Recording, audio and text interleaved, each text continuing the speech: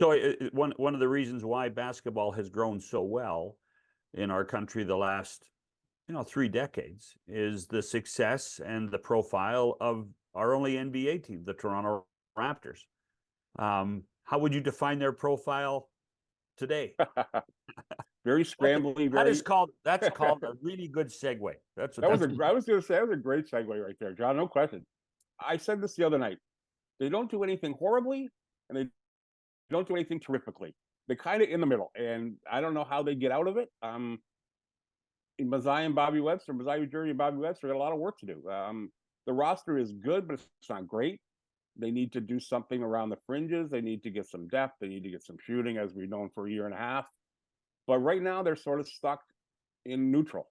And Toronto basketball fans have been spoiled for the last decade, and neutral is not good enough.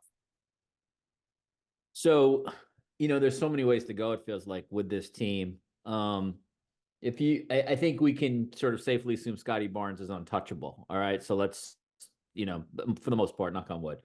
After that, is anyone else untouchable? I think the only other guy it would be difficult for Masai to give up on would be OG Anunoby, because they love the way he plays the game. He's still young. He hasn't signed the big contract yet. He's 26 years old. He's got a lot of growing to do. I would put him probably not as untouchable as Barnes, but right next to him, and everybody else is in play. And that includes Pascal Siakam and Dennis Schroeder and Grady Dick. Everybody else on this roster, I think, is in play if for the right return. And whether that right return, that's the big question, obviously. One quick follow-up, John, with Doug. I know these guys really never sort of give up what they're thinking long term, but do you get any kind of sense as to what OG might be thinking in terms of does he want to stay here long term, or do you think he has designs on maybe going somewhere else, independent of money and everything else? I think he likes it here. I think it's the only team he's known, and I think he's very comfortable here. I think he would like more responsibility, and I think with the right moves around him, he will get it. And I do think his game is emerging. A couple of years ago when the story came out that he wanted an enhanced role, well, he had to prove that he could handle an enhanced role. And I think this year he has. He's putting the ball on the floor more often. He's more active offensively. He's still one of the top 7 or 8 defenders in the game. So I think he likes it here. He's comfortable here. But I do think that for him to be the best he can be here, moves have to be made around him. The other aspect of this to me, Doug, and it's an observation from somebody from the outside, admittedly, is that great enthusiasm that I saw from Darko at the beginning of the season already appears to be waning a bit. Is that fair? Is that fair, firstly? A little bit, sure. I think he was very, absolutely, first job, new guy, new enthusiasm, new boost to his career.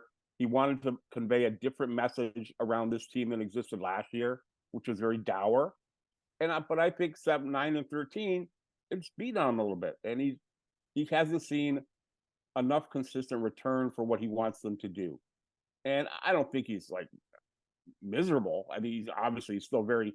Every time we see him, he's very happy. But I do think the losing weighs on him. I think he's a big developmental guy, and I'm not sure he's seen. And it's only been 22 games, so that's the caveat.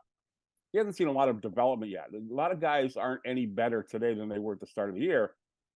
That's a longer-term prospect, but I think he would have thought he would see quicker returns on a guy like Dick, for instance, or Precious Achiuwa, for instance. Like, those guys haven't taken any steps, and I think he thought they would.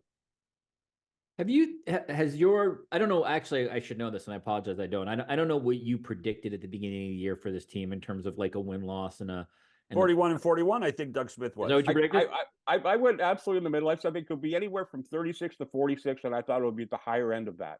I think I'm changing my thoughts. Well, I was just going to ask you, has the first 20 plus games changed your thinking? Yeah, I'm more in the 37 to 41. Wow. I don't think it's just because they're 4 behind 500 now. Mm-hmm. They got a couple of big West Coast trips coming. They haven't played particularly well, and I think they're going to make a move. And I think that's going to, how big it is and what it does, how it throws the season into disarray or advances it. Like, it's interesting. 10 years ago this week, they made the Rudy Gay trade.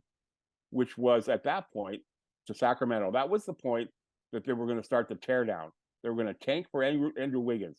They made this huge trade, and they ended up going they won like 12 of the next 15 games. I don't know. They had no idea it was going to happen. So if that happens this year, then maybe they do explode.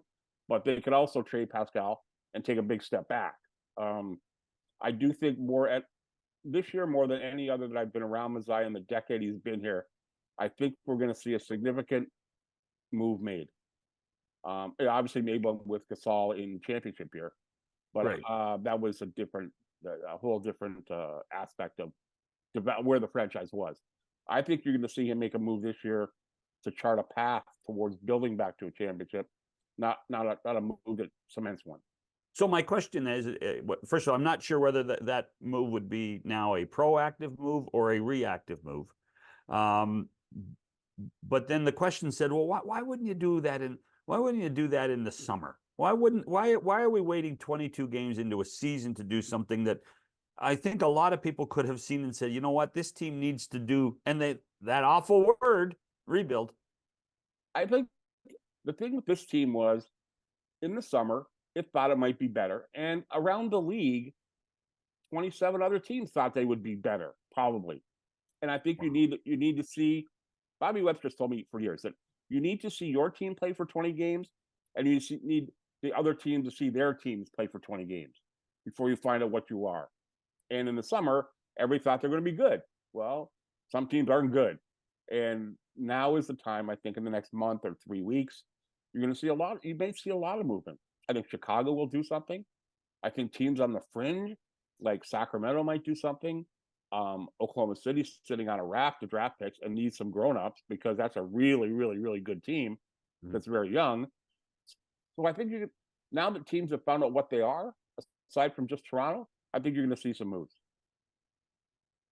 You know, it's I sort of think about Masai and long term, and I'm wondering from your perspective, Doug. You know, a rebuild could take some time, and that's like a big commitment in terms of just emotional energy.